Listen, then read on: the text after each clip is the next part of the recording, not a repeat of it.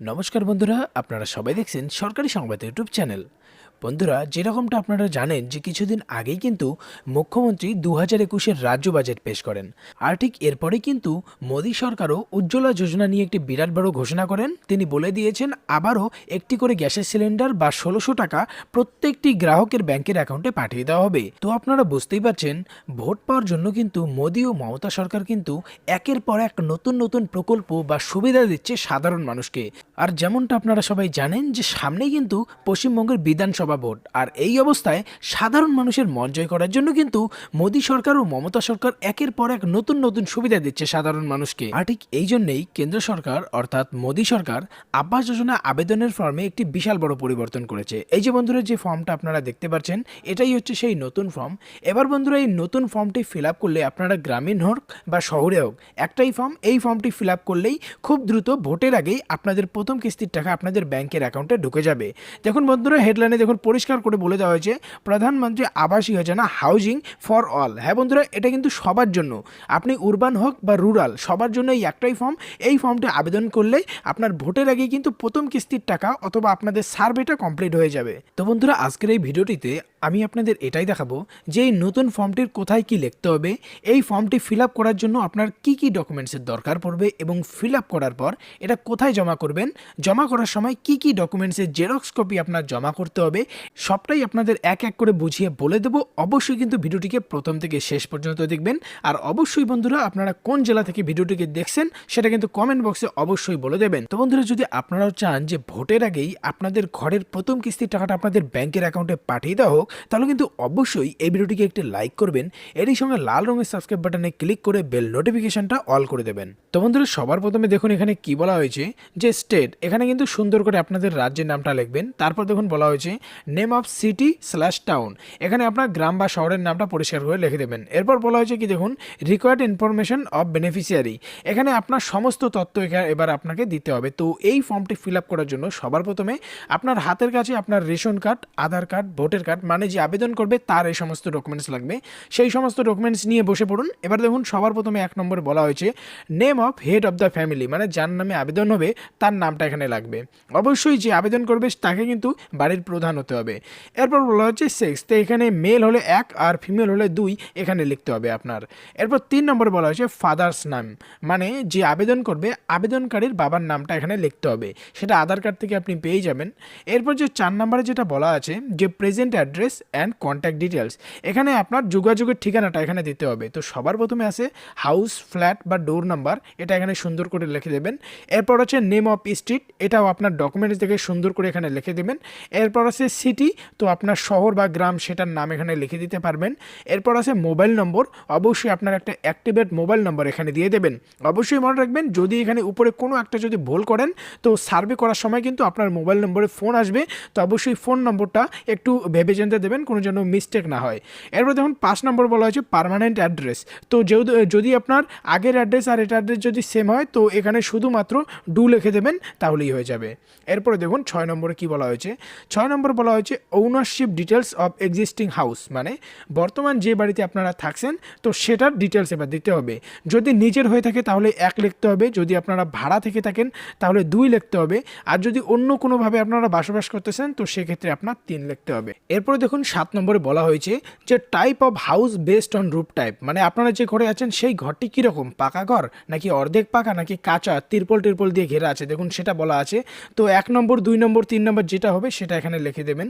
এরপরে দেখুন 8 নম্বর বলা হয়েছে number of rooms in the duelling unit excluding kitchen, মানে রান্নাঘর সহ আপনার ঘরে টোটাল কয়টি রুম আছে বা কয়টি রুম লাগবে সেটা এখানে লিখে দেবেন।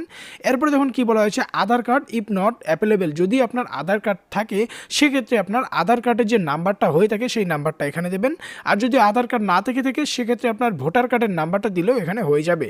এরপরে দেখুন কি বলা হয়েছে number and age of family members, মানে আপনার পরিবারে কয়জন সদস্য আছে এবার তাদের ডিটেলসটা দেখতে হবে।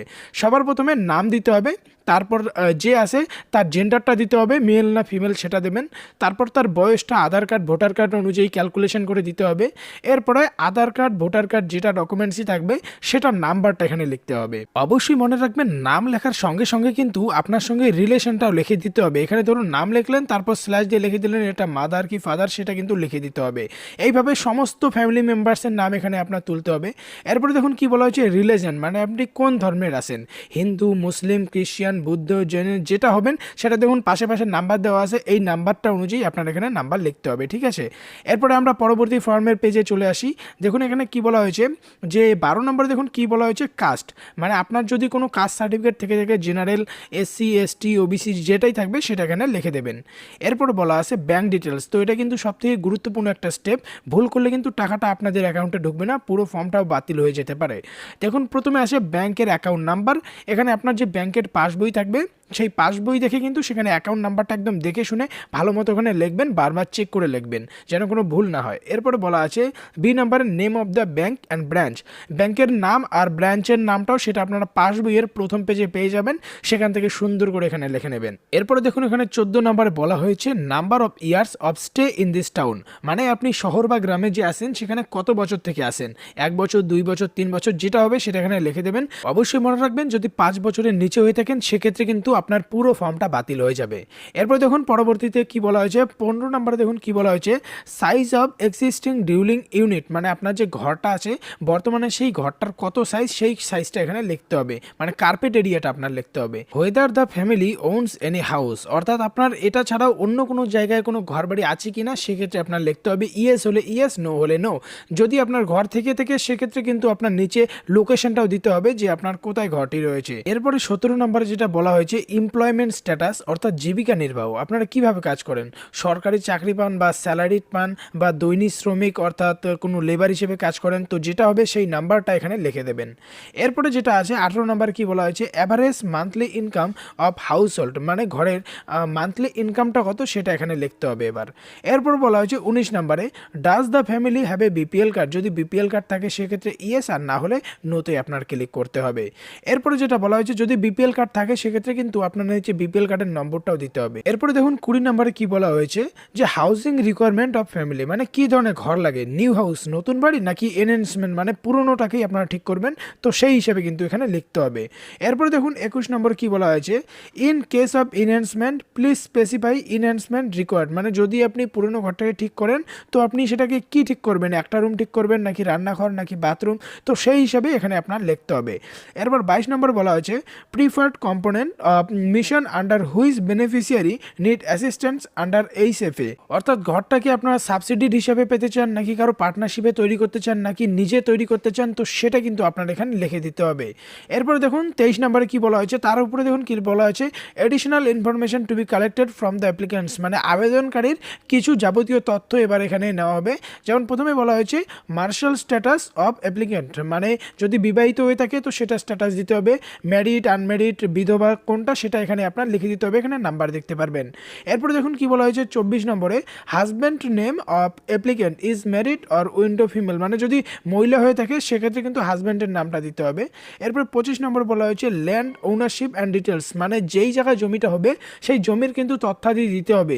ধরুন যে খতিয়ানের নাম আছে, মানে জমি কার নামে আছে তার সমস্ত নাম্বার, খতিয়ানের নাম, পাট্টা নাম, ডাক নাম্বার, সব নাম্বারটা এখানে আপনার দিতে হবে। 26 নম্বরে দেখুন পরিষ্কার করে বলে দেওয়া হয়েছে যে type of house based on wall type, মানে কি ধরনের ঘর আপনার চাই, পাকা ঘর চাই তাহলে 1 লিখতে হবে, সেই অর্ধেক পাকা হলে সেখানে 2 লিখতে হবে, এইভাবে আপনার যেই ধরনের ঘর লাগে তো সেটা কিন্তু আপনার এখানে লিখতে হবে। এখানে দেখুন নাম্বার দেওয়া আছে সেটা লিখে নেবেন। এবার দেখুন 27 নম্বরে কি বলা হয়েছে 27 নম্বরে whether the applicant ওনস any vehicle, মানে যে আবেদনকারী তার কোনো গাড়ি আছে কিনা, যদি সেক্ষেত্রে ইয়েস নো এখানে ক্লিক করতে হবে। এবার যদি 2 হুইলার হয় সেখানে আপনার 1 ক্লিক করতে হবে, দেখুন বলা হয়েছে 2 হুইলারে 1, যদি 3 হুইলার থাকে সেক্ষেত্রে 2, 4 হুইলারে 4, কার কার, ভ্যান, এসইউবি এই ধরনের। এলসিবি হেভি কার হলে আপনার চার লিখতে হবে। তো এখানে আপনার যদি গাড়ি থাকে সেটা কিন্তু এখানে লিখে দেবেন। এরই সঙ্গে আপনার যে গাড়িটা আছে সেই গাড়িটা কিন্তু ছবিও এখানে আপনার অ্যাটাচ করে দিতে হবে।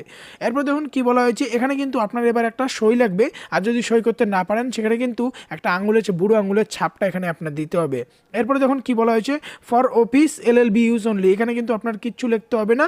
কিন্তু এবার কিন্তু আপনার সমস্ত যে ডকুমেন্টস আছে সেই ডকুমেন্টসগুলো এবার অ্যাটাচ করে আপনার সাবমিট করতে হবে। বন্ধুরা এই ফর্মটি পুরোপুরি ফিল আপ হয়ে যাওয়ার সঙ্গে সঙ্গে কিন্তু এবার আপনাকে প্রধান পঞ্চায়েতের কাছ থেকে আপনার বাসিন্দা সার্টিফিকেট, ইনকাম সার্টিফিকেট, এরই সাথে আধার কার্ডের জেরক্স কপি, প্যান কার্ডের জেরক্স কপি, ভোটার কার্ডের জেরক্স কপি এবং আপনার 2টি পাসপোর্ট সাইজের ফটো লাগবে। যদি কোনো গাড়ি থেকে থাকে সেক্ষেত্রে গাড়ির যে আরসি কপি হয় সেই আরসিটার একটা জেরক্স কপিও আপনার জমা করতে হবে। আর বন্ধুরা এই সমস্ত ডকুমেন্টস একসঙ্গে অ্যাটাচ করার পরে কিন্তু আপনাকে এসডিও বা বিডিও অফিসে গিয়ে জমা করতে হবে।